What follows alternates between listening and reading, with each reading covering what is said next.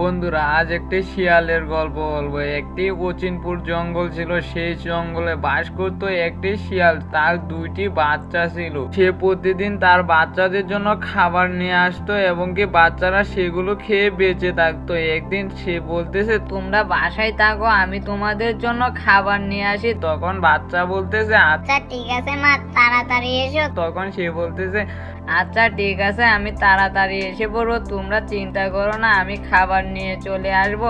তখন সে খাবার আনতে গেল।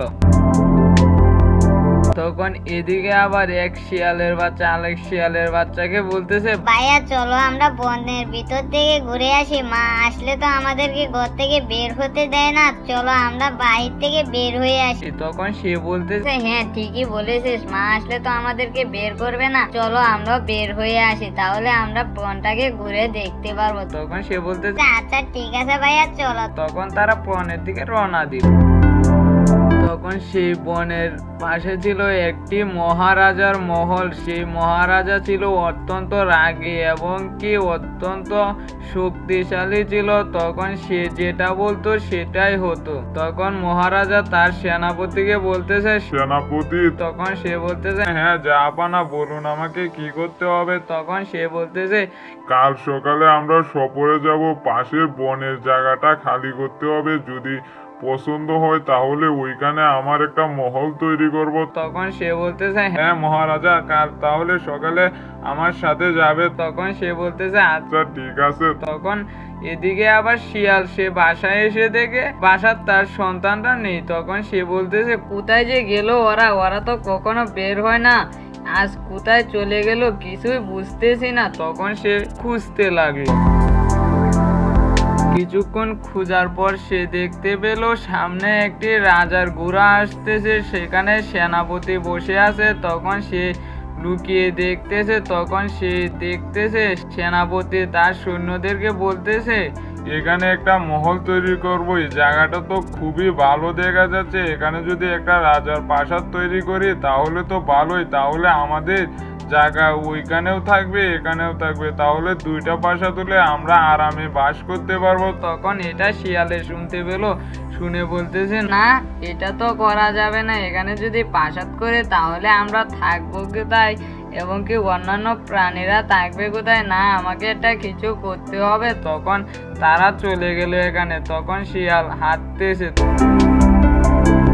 তখন কিছুক্ষণ পর তার ছেলেকে দেখে বলতেছে, তোমরা কোথায় গিয়েছিলে আমার সাথে না বলে। তখন সে বলতেছে, একটু ঘুরতে গিয়েছিলাম মা, তোমাকে বলতে পারিনি, আমাদের ভুল হয়েছে, আমাদেরকে ক্ষমা করে দাও। তখন সে বলতেছে, আর কখনো বাসা থেকে আমাকে না বলে বের হবে না, তোমরা যদি আমাকে বলতে তাহলে তো তোমাদেরকে নিয়ে আমি বের হতাম। তখন তারা বলতেছে, আচ্ছা মা আর কখনো যাব না। তখন বলতেছে, চলো বাসায় যাই। তখন সে বাসায় চলে গেল। চলে গিয়ে তারা ঘুমিয়ে গেল। তখন পরের দিন ওই রাজা সেনাপতিকে ডাকতেছে। সেনাপতি। তখন সেনাপতি হাজির হয়ে বলতেছে, হ্যাঁ জাহাপানা, আদেশ করুন আমাকে। তখন সে বলতেছে, কাল যে বলেছিলাম সেটা শুনেছিলে। তখন সে বলতেছে, হ্যাঁ মহারাজা, আপনি শুধু বলেছিলেন, আমি কাল গিয়ে জায়গাটা দেখেও এসেছি, জায়গাটা অনেক সুন্দর, আপনি আমার সাথে চলেন, তাহলে ওই জায়গাটা দেখে আপনারও পছন্দ হবে। তখন সে বলতেছে, তাহলে এখনই যাব। তখন সে বলতেছে, আচ্ছা ঠিক আছে মহারাজা, আসুন আমার সাথে। তখন রাজা তার ঘোড়া নিয়ে সে বনের দিকে রওনা দিল। এদিকে শিয়াল ভাবতেছে যে রাজা এখানে প্রাসাদ তৈরি করবে বলতেছে, ও তো কথা কারোর শুনে না, ও খুব রাগে একটা মহারাজা, ওকে আমি কিভাবে যে বলবো, ওকে আমার কথা রাখবে না আমাকে উল্টা বা বন্দি করে ফেলবে, কিছুই বুঝতেছি না। তখন এটা ভেবে সে বলতেছে, না আমাকে কিছু একটা করতে হবে। তখন তার বাচ্চাদেরকে বলতেছে, তোমরা থাকো, আমি এক জায়গায় যাচ্ছি। তখন তারা বলতেছে, আচ্ছা। তখন সে যেতেছে।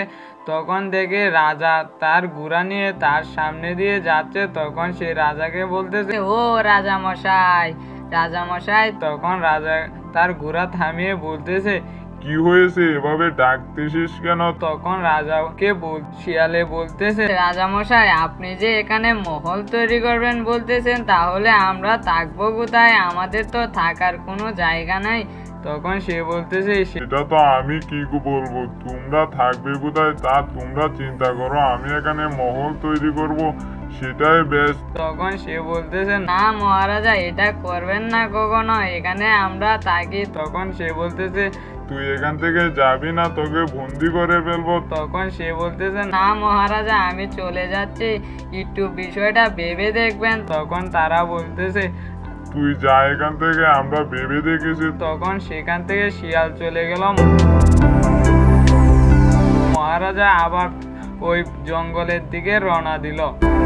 কিছুক্ষণ পর ওই জঙ্গলের ভিতরে গিয়ে সেনাপতি ওই জায়গাটা নিয়ে গিয়ে বলতেছে মহারাজা, আমি আপনাকে যেখানে মহল তৈরি করার কথা বলছিলাম, এই জায়গাটা দেখেন তো কত সুন্দর জায়গাটা। তখন সে বলতেছে আসলেই তো জায়গাটা অনেক সুন্দর, এখানে যদি মহল তৈরি করি তাহলে তো আমার মহল থেকে জঙ্গলের দৃশ্যও দেখতে পারবো এবং কি অনেক সুন্দর বাতাস হবে, এখানে অনেক সুন্দর লাগে, পশু পাখিও থাকবে।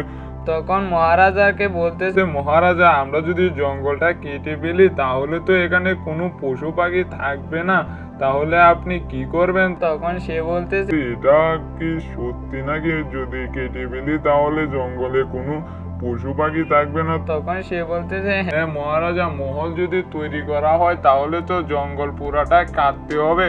তখন সে বলতেছে আচ্ছা ঠিক আছে, আমি বাসায় গিয়ে ভেবে দেখি, তাহলে আমি একটা সিদ্ধান্ত নেব, এটা কেটে ফেলবো না এখানে জঙ্গলে থাকবে, এটা আমি বাসায় গিয়ে সিদ্ধান্ত নিই। তখন সেনাপতি বলতেছে আগে মহারাজা, তাহলে চলুন আমার সাথে। তখন তারা আবার বাসার দিকে চলে গেল। তখন শিয়াল তার বাসায় এসে তার সন্তানদেরকে বলতেছে তোমাদের জঙ্গলটা বলে রাজা মহল তৈরি করবে এই জঙ্গলে, এখন আমরা থাকবো কোথায় সেটাই তো ভাবতে পারতেছি না। তখন তার ছেলেরা বলতেছে কি হয়েছে মা, তুমি এভাবে চিন্তা করতেছো কেন? তখন সে বলতেছে এই জঙ্গলে বলে রাজা মহল তৈরি করবে, তাহলে আমরা থাকবো কোথায়? তখন সে বলতেছে তুমি গিয়ে রাজার গিন্নিকে বলো, তাহলে ওই রানীকে গিয়ে বলো আমাদের কথা, তাহলে নিশ্চিত আমাদের জঙ্গলের কথা ভেবে দেখবে, তাহলে আমাদের জঙ্গলে আর মহল তৈরি করবে না। তখন সে বলতেছে হ্যাঁ ঠিকই বলেছিস তো কথাটা, কাল সকালে আমি যাব, এখন তোমরা ঘুমাও, কোনো চিন্তা করো না। তখন তারা ঘুমিয়ে গেল। পরের দিন সকালে সে ওই রাজার মহলের দিকে যাচ্ছে। তখন রানীকে গিয়ে বলতেছে রানীজি। তখন রানী বলতেছে কি হয়েছে, তোমরা এভাবে ডাকতেছো কেন? তখন সে বলতেছে আমাদের এখানে রাজা বলেছে মহল তৈরি করবে, তাহলে আমরা থাকবো কোথায় এটা একটু ভেবে দেখতে বলবেন। আপনি তো জানেনই ওই জঙ্গলটা ছাড়া আমাদের থাকার কোনো জায়গা নেই। তখন সে বলতেছে আচ্ছা চিন্তা করো না, আমি রাজাকে বলে দেখবো। তখন সে বলতেছে রাজাকে বলে দেখবেন কোনটি? তখন সে বলতেছে আচ্ছা ঠিক আছে তোমরা যাও, এই বলে তারা চলে গেল।